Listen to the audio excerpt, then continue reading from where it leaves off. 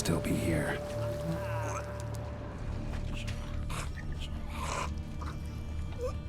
Throat torn open by man-like jaws. Man-like, except for long fangs. Busted ribs, blood from the ears. Took a solid hit. Massacred by a vampire. Not an Ekimara, though, or a Fletter. Bruxa, gotta be. Killed with a single blow.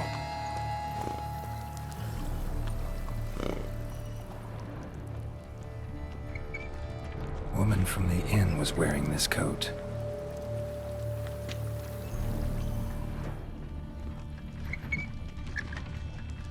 In the cellar, gotta be. Revermuck carried the body in his cart. Attacker had no trouble knocking over the cart. Claw wounds from 5 separate claws, spread of a small human hand.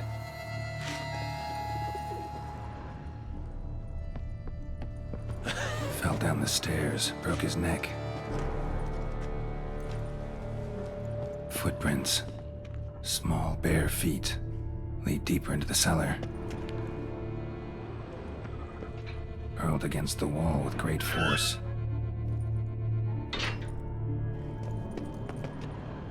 Took a lot of strength to batter this down.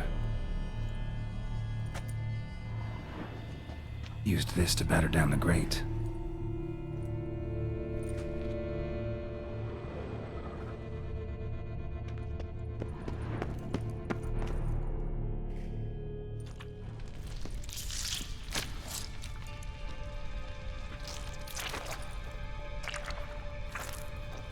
You. Saw you at the inn. I know what you are. Don't know why you killed these people, though. Clearly wasn't for their blood.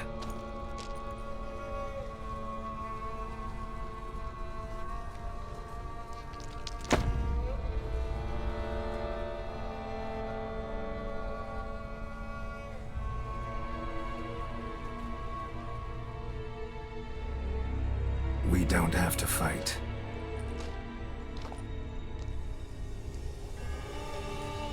You are wrong.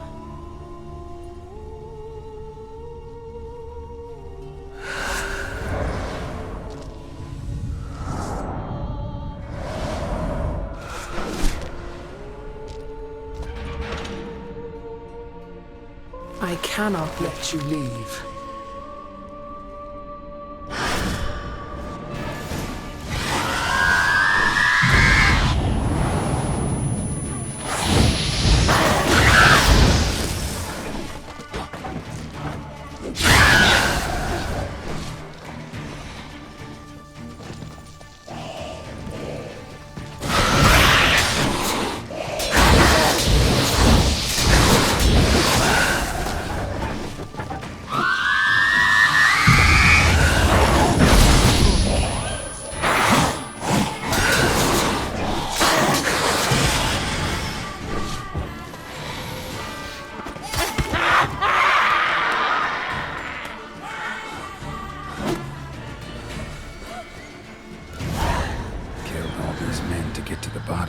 What was she doing at the table, though?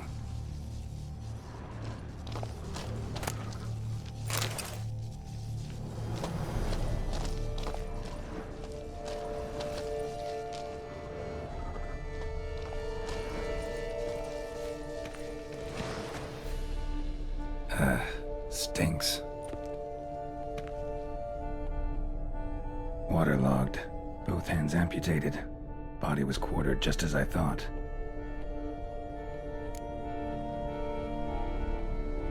Laid in water for some time. Head swollen, and something took a few bites out of it. Something in the throat. A pouch, bulging with coins. Nilfgaardian florins, from several different provinces. If the murderer did this, means we're dealing with a sentient thinking beast.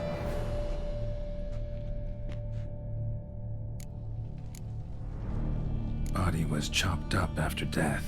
Blows struck with great force, but bones sliced through, not crushed. Creature that killed him had long claws, sharp as a witcher's blade. First sank its claws into the victim's heart. No Bruxa did this. Third hand. A spare? Except it's clearly not the victim's. Guardsmen must have not noticed it as they picked everything up. How's this possible? Still warm. Blood still flowing? Several monster species can regenerate. Never heard of that happening to their severed limbs, though. Or of their limbs seeming completely alive after so much time. Examine the tissue more closely later. Might learn something.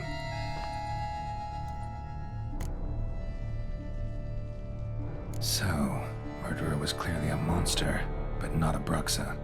But then why'd the Bruxa come here for the severed hand? And who does the hand belong to? Why the hell's it still warm? Now, pouch shoved down the victim's throat. What's the significance? And why was he chopped up into pieces? Lots of questions, no answers so far. Need to know about the other victims.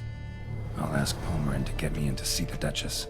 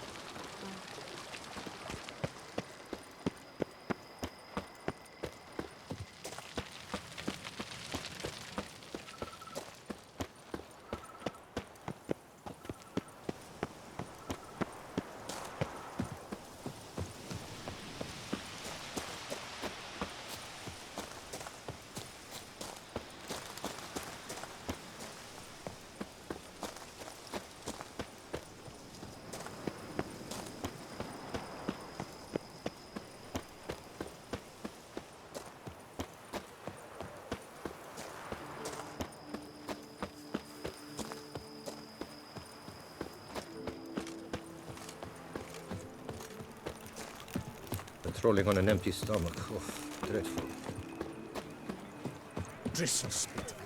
Keep calm! Start no brawls! She looked at me, right? Looked right I at believe me. I've made myself clear. I shall not grant you leave. It's out of the question.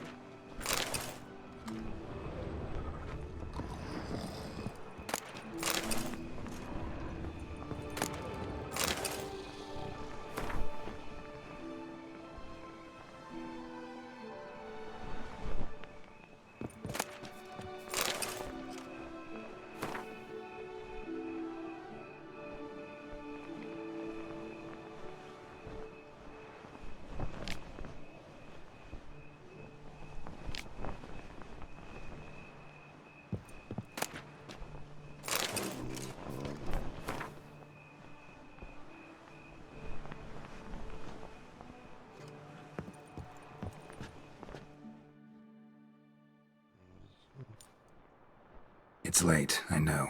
Sorry to bother you. But I need to talk to the Duchess. It's no trouble. I had not yet laid my head to rest. As to her illustrious highness, I fear you will have to wait until the sun has risen again. Make yourself at home. Milton mentioned you'd been to Corvo Bianco to see the beast's victim. Learn anything new from Nabotti?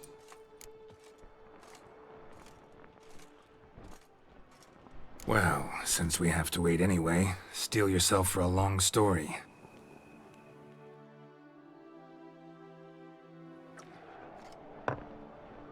And how is it we passed from your account of the investigation to reminiscing about the succubus? 'Cause those were good times. And we were younger. Always nice to talk about that. Look, sun's up. Then let's tarry no more. Her enlightened highness is sure to have arrived at the Tourney grounds by now.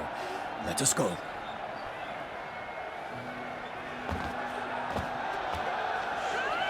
Who's fighting? Nilfgaardian gladiators? Close, but not quite. As you'll soon see. Someone's gonna fight a Shailmar? With only some bells on its tail to confuse it, slow it down? Whatever is the problem? The beast is a gift from the Emperor, no less.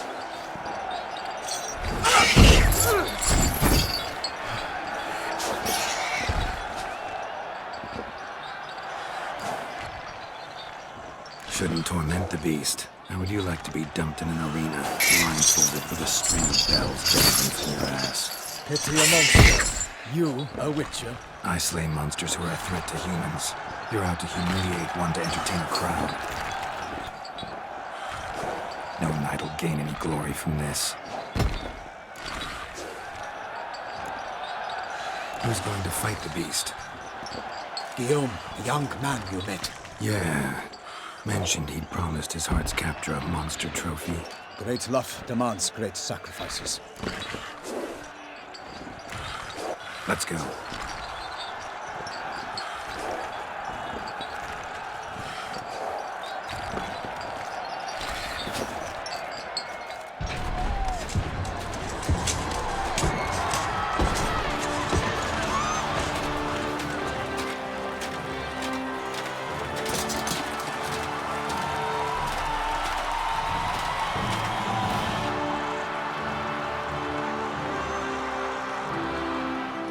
I dedicate my imminent victory to fair Lady Vivian.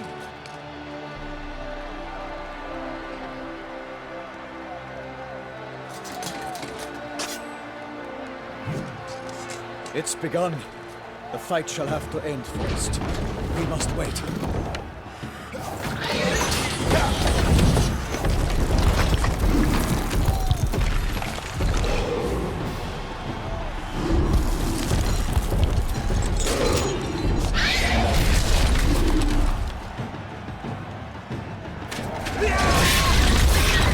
Got a bad feeling about this.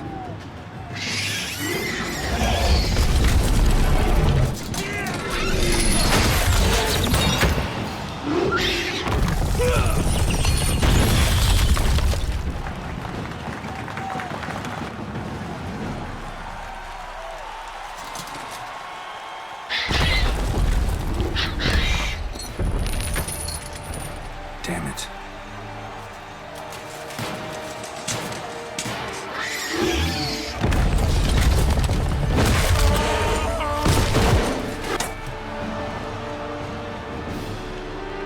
We have to help him.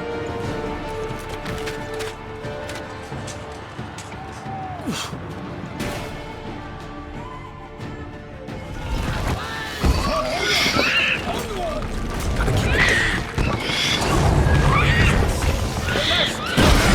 The beast heaved its powder, let loose the roar, dropped him to earth. Then down came the Witcher in one mighty power to give life to the beast.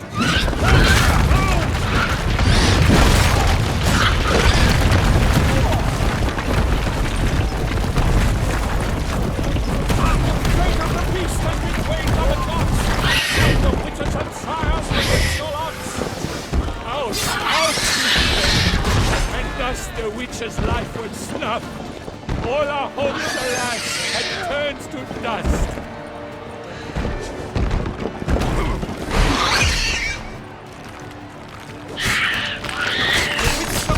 The time was true, the world danced and spun, struck the monster like true.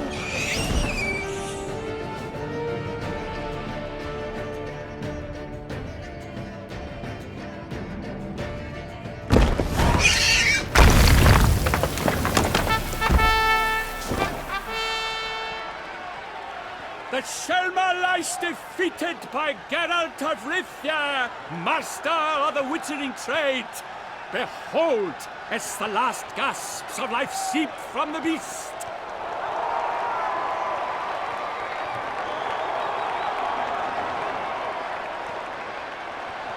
Master Geralt, do what you must. Finish the deed!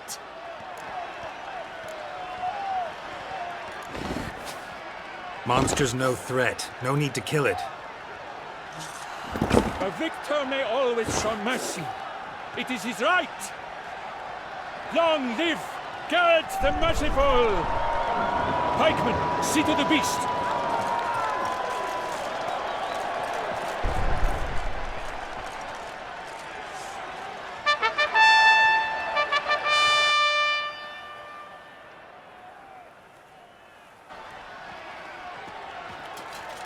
Guillaume, The lad came damned close to dying. I'm fine. Not hurt at all. Vivian? Smile as befits a hero and keep silent. Speech clearly paints you. She approaches.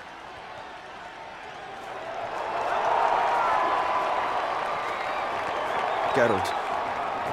We must talk. Vivian. You shall talk later, in the medic's tent. Geralt, magnificent, breathtaking. Your Grace. We knew that to summon you was a brilliant idea. We are delighted, ravished to have struck upon it. And I'm truly honored. See to our young hero. Hop, hop. For we must make off with Geralt. We should talk. We had been long awaiting your arrival. Had nearly lost hope. Then suddenly, that entrance, so spectacular.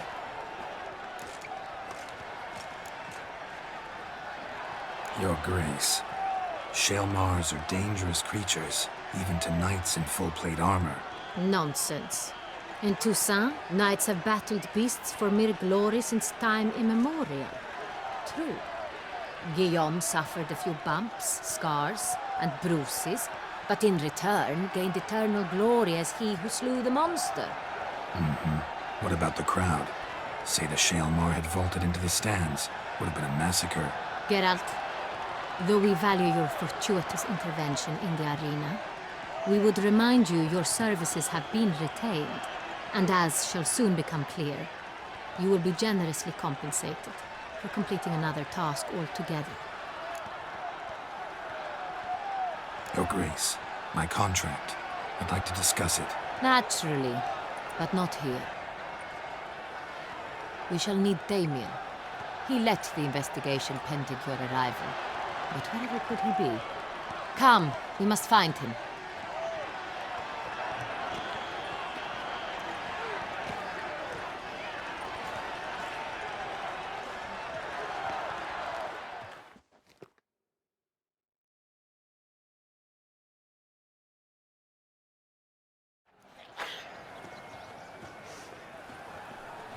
Tell us, have you come alone? Or did Viscount Julian accompany you? Wish to see Dandelion, Your Grace? Yes. I mean, no. Yes. But solely to tell him we regret. Yes, deeply regret rescinding the death sentence we so justly handed down upon him. If we could turn back time, we would make certain he sat in a tower till he rotted. No, we would ensure he was broken on the wheel, then drawn, hanged, and quartered.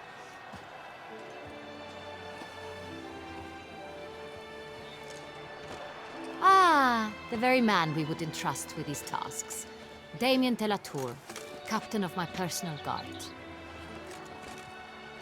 Your Grace. Witcher.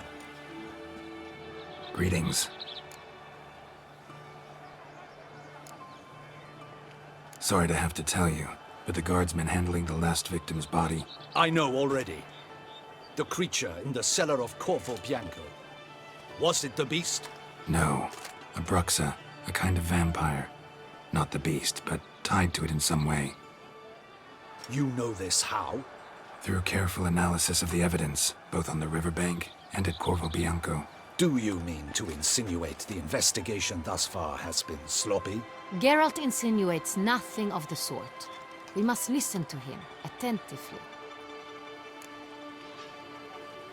I examined the body of the beast's last victim.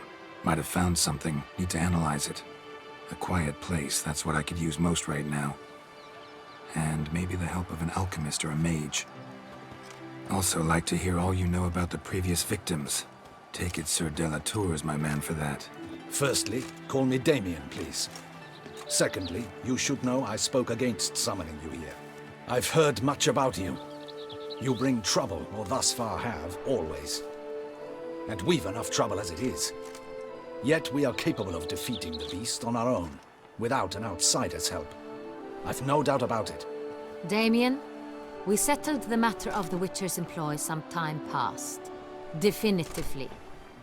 Since you have broached it nonetheless, let us discuss Geralt's pay. Are the legends true? Do Witchers usually demand that which you find at home, yet did not expect? Not quite, Your Grace. Law of surprise, it's something we invoke at times, but rarely. Usually we just take gold. Disappointing. This law sounds rather romantic. On the other hand, on returning to the palace, we would likely find impatient petitioners or a set of sample fabrics for a new dress. Poor rewards, both. I fear you'd not have much use for any of the surprises we are likely to come upon. Thus, we've decided you shall receive the deed to a vineyard, Corvo Bianco, and a sum of coin. You will doubtless consider this adequate. Title to the vineyard shall be given to you at once. Surely you'll need lodgings while you hunt. The coin, however, will be yours only once you have slain the beast. Lovely, generous gesture, Your Grace. But, Corvo Bianco, isn't it the Duchy's temporary morgue? Is it now? The Chancellery's bungled things again, we fear. Not to be left unsupervised for one instant. Yet, in its mood, a morgue should present minimal problems to a Witcher. What's more, nothing enhances a wine's reputation better than a grim legend. Thank you, Your Grace. I accept the contract, of course. But as I said before, I'll need some information. How'd it start? Who was the first victim? Crespi was the first to die. He was famed once for his many glorious tournament victories. Then he grew old, hung up his sword, and took to winemaking. Crespi was not loved by the wine merchants. He was ruthless in business and thought to cheat many a time. He asked us for a dispensation from all court ceremonies. We did not grant it. We could not. Once you've taken the oath of a knight, you remain a knight till death. How'd he die? Where'd they find the body? Quite unusual, the circumstance. He was at a feast when suddenly one of his fellow feastgoers noticed he was missing. The town watch found him an hour later. On his hands and knees, propped against the town pillory, his sword hanging from his neck. He had died of wounds inflicted with claws, not a weapon. Blows of great force. So he died suddenly, but the body was on its knees, meaning someone posed it. So it seems. Second murder. Tell me what you know. In the city there are certain nooks. No one reasonable ventures there after dark. Ramon Dulac's corpse was found in one such place. With the first murder, terror gripped the city. Its inhabitants grew wary, kept to safe areas. Consequently, news of the second victim came to us from a group of concerned cut-purses. Criminals fear the beast? Telling in a way. Take it you've excluded the possibility that Ramon died at the hands of these bandits. Do you believe me an amateur? Not hands, but claws killed Ramon Dulac. The wound was deep, clean. His body was found in the gutter, dressed in nightshirt and cap, a pillow placed under his head, and his sword replaced by a bed warmer. Ramon Dulac, a knight who but a dozen years past was an advisor to our father, the Duke. Someone went to a lot of trouble to make him look ridiculous. Maybe revenge was the motive. It's not out of the question.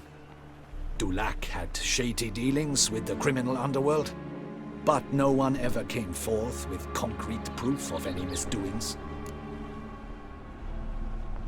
So, first two victims were knights, best years behind them. The same could be said of the third. Sir Delacroix was wont to claim that in modern times knights face new challenges, enterprise being the latest addition to the chivalric virtues. He made a veritable fortune in the grain trade. Halmarin even nicknamed him Sir de la Stinchi. Found a coin pouch on his body. Contained florins dating from various times. hailing from different provinces of the Empire. Delacroix loved coin, true, but had no patience for numismatics. Lots of similarities between the victims. All the bodies were found in strange places under extraordinary circumstances. Seems the murderer, whoever or whatever it is, has some meaning to convey. These were honorable men. We are horrified by the disdain, the disrespect with which they were treated. These were knights of Toussaint. Blast it. Might be the point. From what you say, none was a model of virtue. Ever considered that's what the beast's trying to draw attention to? All the murdered men were knights who swore fealty to the 5 chivalric virtues. And even if the... Knights of Toussaint swear fealty to what virtues exactly? honor, wisdom, generosity, valor, and compassion. 5 virtues. Why are they so important to your knights? Strange question. Your Grace, forgive me. I'm a foreigner trying to understand another land's customs. You are forgiven. According to legend, the virtues we cultivate were bestowed upon us by the Lady of the Lake. How we truly came to espouse them, none remember. In Toussaint, we believe men of low birth should be simple-hearted and obedient. We expect much more, however, of our knights. They are to be soldiers and courtiers, lords and servants. Thus the need for clear moral guidelines. At the time of his dubbing, a knight vows to demonstrate throughout his life honor, wisdom, generosity, valor, and compassion. Beast seems to be pointing up moral decay, denouncing it. Victims were all humiliated. Might have been murdered to emphasize their lack of specific chivalric virtues. Honor compromised by the pillory. Wisdom by ridicule. Generosity by a coin pouch shoved down a throat. It seems to fit, true, though not perfectly. Can't discount the theory if it's on the lips of everyone in town. Say our reasoning's right. Next murder will be just as showy and denounce the victim's lack of the 4th virtue, valor. We can also assume that victim will be an elder knight. Let's think. At the moment, all the knights are either at the tourney grounds or in the palace gardens. Our annual hare hunt shall begin there shortly. Have you heard of the custom? Milton mentioned something. Seemed excited to prance around in a bunny costume. Not sure why. Hang on. Strange circumstances. A knight advanced in years. The famed cowardice of rabbits. Could it be that simple? Is Milton de Peyrac-Peyren the next victim? Milton also knew Delacroix. Told me so down by the river. Damien! To miss something so obvious. De Peyrac-Peyren, Crespi, Delacroix, and Delac formed a knightly team. It was years ago, but... They were a team? They were close friends, tightly knit, and as such earned the trust of our father, the Duke. We often witnessed him turn to them with delicate matters. Later, their paths diverged. Unlikely to be a coincidence. Beast must know it too. It's a lead, I'm sure. Your Grace, we need to find Milton, immediately. Rather problematic. You see, the garden entertainments are due to start, and he's disguised as the hare, hiding somewhere, waiting for some tipsy courtiers to find him. The hare's hiding place is a carefully guarded secret. We must call off the game, at once. First and foremost, we must remain calm. Damien, order the garden searched immediately, but discreetly. By no means can we disrupt the festivities. Panic will only incite the beast to strike sooner. And you, Witcher, follow me. My gardens, my night, I shall take the fall. A murder is out of the question. I will not allow it. Not near my palace. Horses? Ready our horses!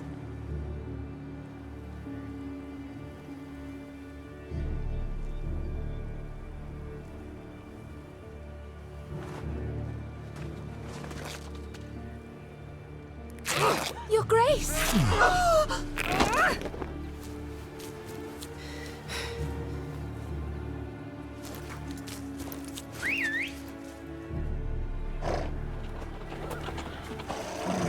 What the hell? Why, I should... Your Highness, Mind it doesn't get wrinkled. Onward!